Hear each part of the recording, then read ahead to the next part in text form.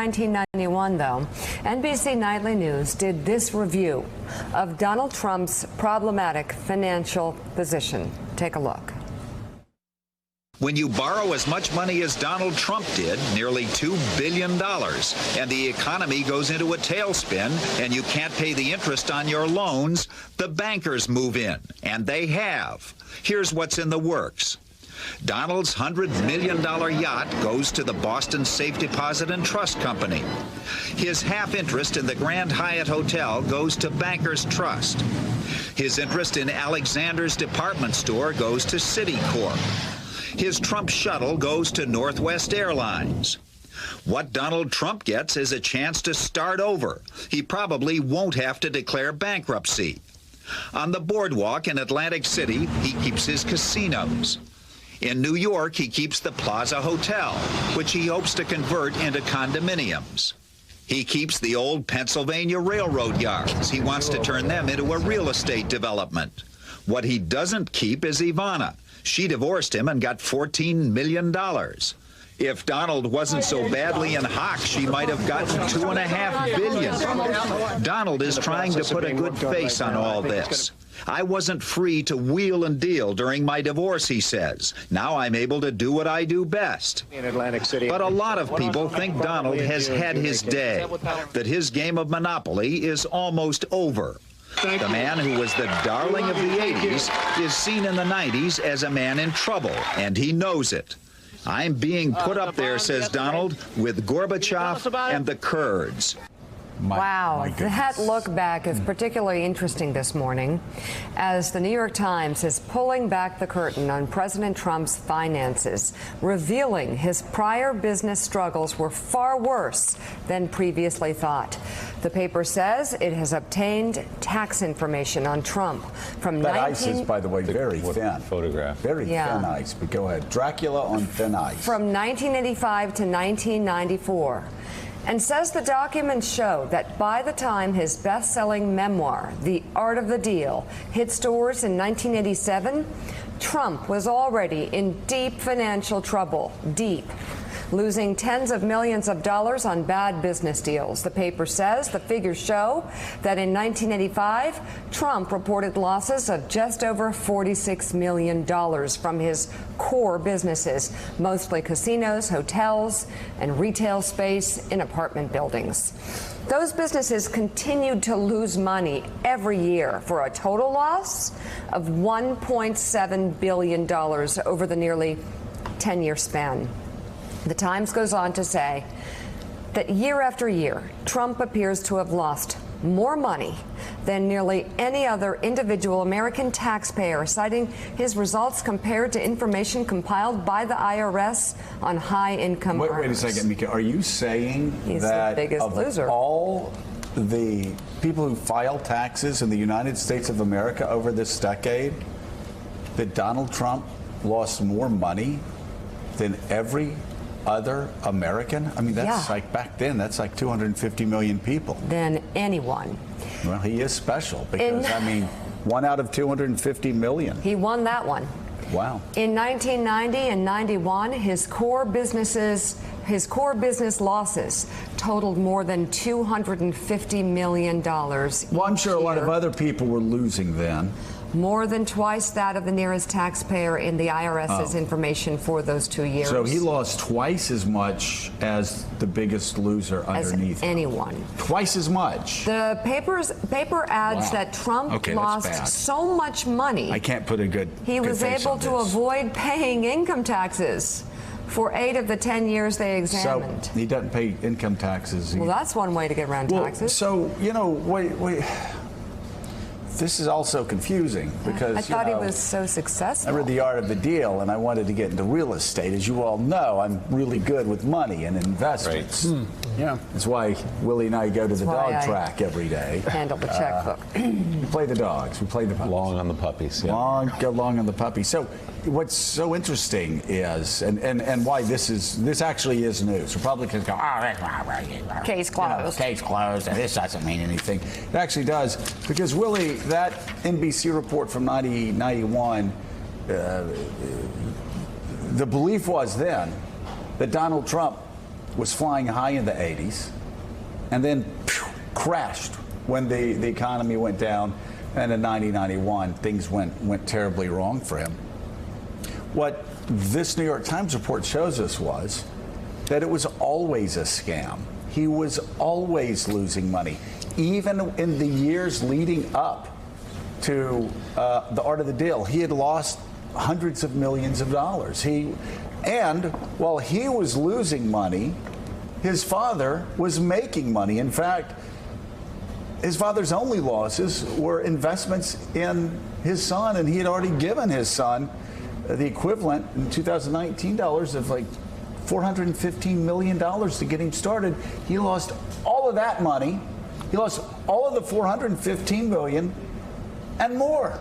Well, this is the second chapter in a story that began by the same group of reporters at the New York Times in October when they wrote the piece about Fred Trump, Donald Trump's father, who actually gave Donald Trump all the money that he squandered over the years. This is the next chapter in a story that, again, does more than poke a hole. It completely deflates the entire narrative around Donald Trump, which is that he made himself into this magnate in New York City. He got a TV, wrote books about how to become a magnate. So rich. He got a TV show that was based upon the fact that he was great at business and he could teach you how to be great at business, and he was tough and he fired people. And eventually it made him so famous, in part, that it put him into the White House. But think about it again, before Art of the Deal, he was already losing hundreds of millions of dollars and wrote a book about how you could be a good deal maker, and now we know he was losing hundreds of millions of dollars. People that were reading that book were reading the book of one of the least successful business people in all of America. Yeah, and by the way, the president, as we predicted, has responded now this morning to the story, tweeting his response to the New York Times piece. He wrote just a moment ago, quote, "Real estate developers in the 1980s and 90s, more than 30 years ago, were entitled to massive write-offs and depreciation, there's that word, which would, if one was actively building, show losses and tax losses in almost all cases. Much was non-monetary, sometimes considered, quote, tax shelter. You would get it by building or even buying. You always wanted to show losses for tax purposes. Almost all real estate developers did, and often renegotiate with banks. It was sport," writes the president. It was sport. It was sport, and that's why, really, that's why, as I'm glad we played the piece from NBC. That's why he had to give up his 50% share in Hyatt in Midtown. That's why he had to give away Trump Airlines. That's why he had to give away his yacht. That's why this wasn't sport. This guy was struggling to do everything he could not to go bankrupt. And at the end of that piece, the bitter irony, but he got to keep his casinos, which completely wiped him out. And how many bankruptcies did he file? I mean, a ton of bankruptcies. So this guy went from the frying pan directly into the fire. And there's one of the closing line of his tweet, which is important. So he defends everything that he did. He says the very old information put out is a highly inaccurate fake news hit job, which is exactly why I asked Suzanne Craig of the New York Times, and she was here in our last hour. And I invite, if you weren't up that early, come back and watch it online, to her explain the reporting, to explain the documents she had, how she authorized them and authenticated them, where she got them, and why they are in fact correct and not fake news. But it's funny that he goes through and explains the documents, and then at the end says, but none of that's true. Well, exactly. They're all fake. Again, his own statement contradicts itself. Not a surprise. Mike? This is an important story. It's a big story, and it's also a story that he can talk his way out of, even with the enormous losses. But there's one thing buried in this story that he gets to, in part today, in his tweets, reaction to the story. And it's something that will put a chill on all of his big rallies, and it is this. He pays no taxes. No taxes. So he's gone around the country. That's how partially he became president of the United States. The system is rigged. The elites are against you. The East Coast, hoi polloi, blah, blah, blah. He pays no taxes. Try that out. when you're at a big rally. Let's bring in the conversation the professor at Princeton University at Eagle Out Jr. and former political writer and columnist Ron Fournier, who's now the president of Truscott Rossman, a Detroit-based PR firm, which is now opening a new office in Washington, D.C. I may ask Ron for a job by the end of this interview. So Ron, Donald Trump spends all of 2016 and beyond talking about how the system's rigged. We find out this morning that, first of all, I mean, he's the biggest loser when it comes to business. No individual over that decade lost as much money as he did. But now Donald Trump has just basically politically indicted himself. And he's politically indicted himself by saying, no, I was just a scam artist. I rigged the system. I rigged the system. So even though you're a secretary in Oshkosh and you're having to pay 28% of your salary to the IRS, I was going around with yachts and beauty queens and porn stars and Playboy bunnies and flying my own 757, and I never had to pay any taxes. Right. How does that work at the rallies? How has all this worked? I mean, so we now know what we've known all along, that his entire career was built on a lie. Right? And you would think this would backfire on him. But this is a guy who has been going around the country for 2 years talking about rigging, for 4 years, talking about the system being rigged. When we have this report from the Mueller investigation that clearly shows he was obstructing justice in plain sight, that he was rigging the system in this case. Here's a guy who's been rigging the system to benefit him for years. But it hasn't affected him politically. It got him elected president. And if you look at the polls, even after the Mueller report, the numbers haven't changed. All I can think of, living now in the heart of Trump country, is the reason he is so bulletproof with his base. I think there's three. One, he's promised and brought disruption. People who just want things shaken up, even if it's not in a pretty way. Two, he's channeling these people's grievances. He's not doing it honestly, he's not doing it constructively, but he's channeling these people's grievances. And I think those are two big reasons. And also, I guess the third would be he's owning the libs.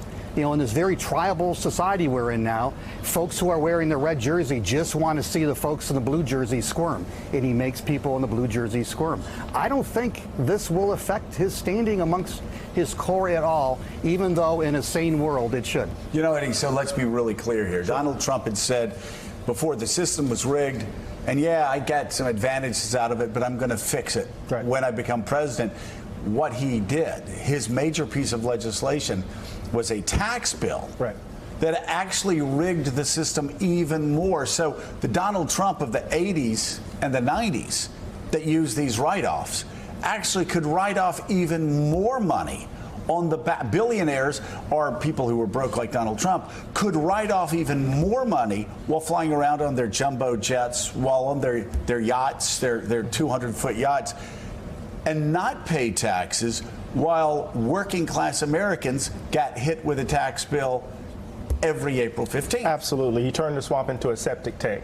I'm an old country boy, septic tanks, right? So yeah, I know. Yeah. Those things. But I wanted to add a fourth. Do they have septic tanks in Princeton? Because I know they do in Moss Point, Mississippi. They do. But I wanted to add a fourth to Ron's point. I grew up watching Gordon Soley. And Dusty Rhodes and Ernie Ladd and world wrestling, right? And hold on a second.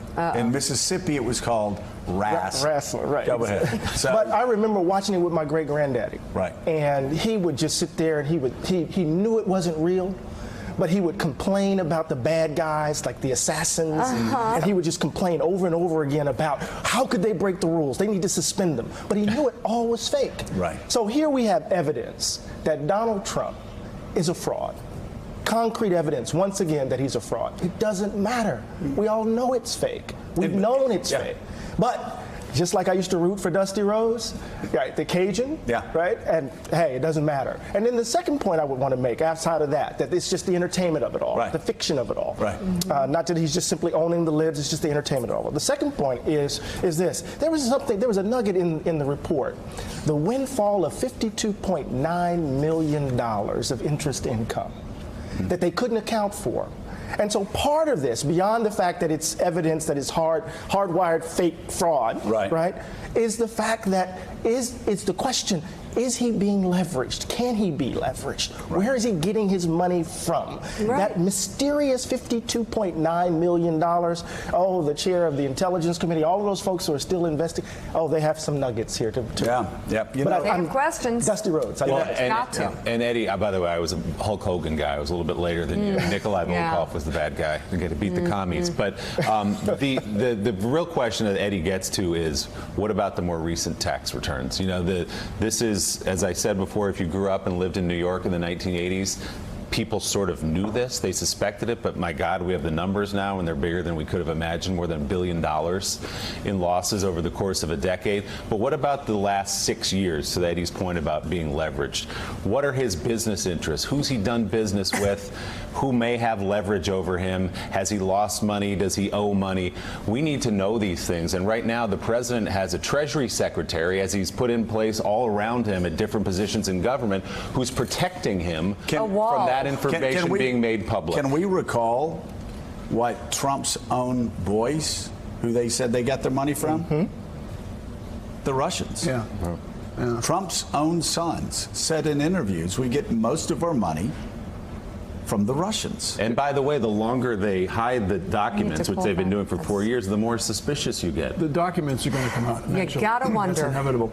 You, though, Joe, mentioned the key date in terms of politics, in terms of his re-election campaign, and it is indeed April 15th, a day that every American approaches with either fear, anger, where am I going to get the money, why are we spending so much in taxes? April 15th to Donald J. Trump is just another spring day. It's a day he doesn't have to pay taxes. The rest of Americans do. So, Ron, you know, when I talk to, it's very interesting what you're saying about Trump supporters.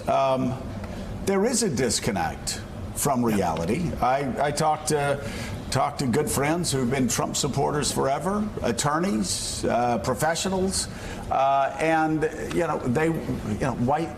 why did you vote for Trump?